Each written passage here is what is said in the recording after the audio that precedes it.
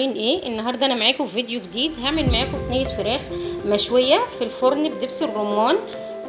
اول حاجه انا جبت بصلتين وفرمتهم ناعم، لازم يبقوا ناعم كده ومنزله ميتها هي. وكمان معايا توابل، ملح، فلفل، كمون، جنزبيل، توم بودره.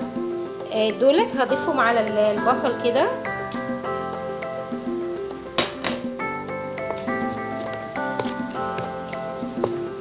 ومعايا كمان نص كوبايه زيت صغيره او حوالي معلقتين زيت كبار.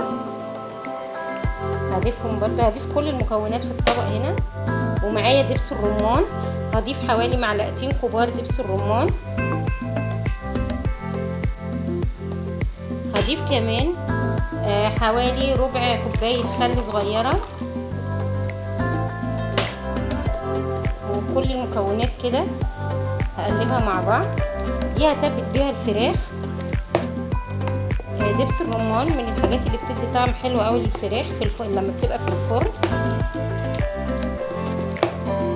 دي طريقه جديده للفراخ، فراخ مشويه بدبس الرمان والبصل والتوابل. المقادير: انا معايا فراخ اهي، شايله الجلد والدهن منها خالص كده. بشيل انا كل الجلد والدهون اللي بتبقى في الفرخه. بحب ان هي تبقى كده صحيه وخفيفه لما باجي اطبخها. وبعد ما بشيل كل الزوائد اللي فيها بنقعها في ملح وخل. لو عايزه تضيفي كمان ليمون ممكن، بس انا بضيف ملح وخل وميه لمده نص ساعه. وبعد كده بروح شاطفه الفراخ ومصفياها اهي بالشكل دوت. انا جايبه دلوقتي معايا صدر وبفتحه كده عشان التتبيله تخش فيه اهو. اجيبه هنا واحط كده. لازم تخلي التتبيله بتاعتك تخش في الفرخه كلها عشان يبقى طعمها حلو. والورك برضو بفتحه برضو كده. هتبل الفراخ اللي معايا دي تتبيله وهرصها في الصينيه واسيبها تتبل لمده نص ساعه. وبعد كده ادخلها في الفرن.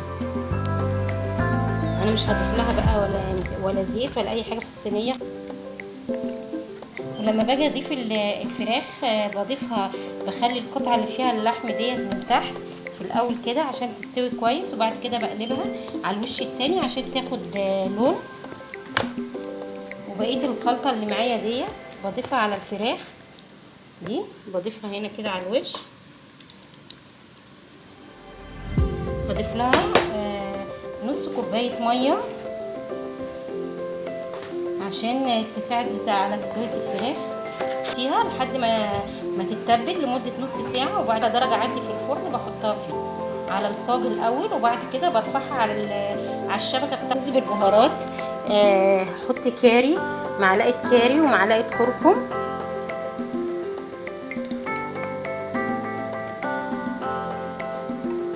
واحط مكعب مرقه وملح حسب كميه الرز اللي عندي. وهقلبهم في بعض كده اشوحهم.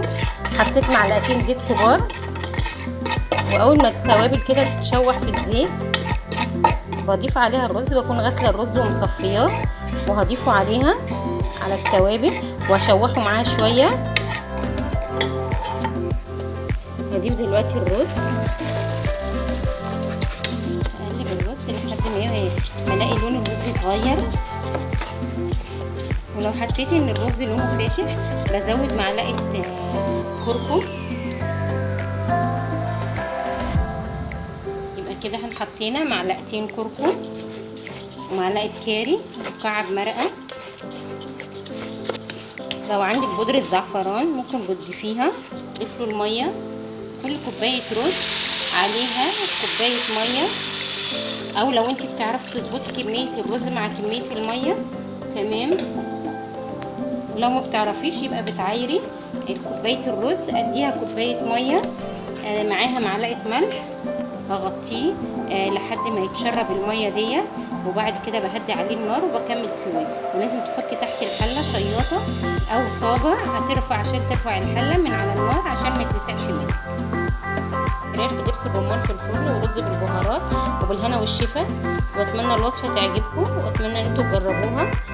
ما تنسوش اللايك والشير والاشتراك في القناه.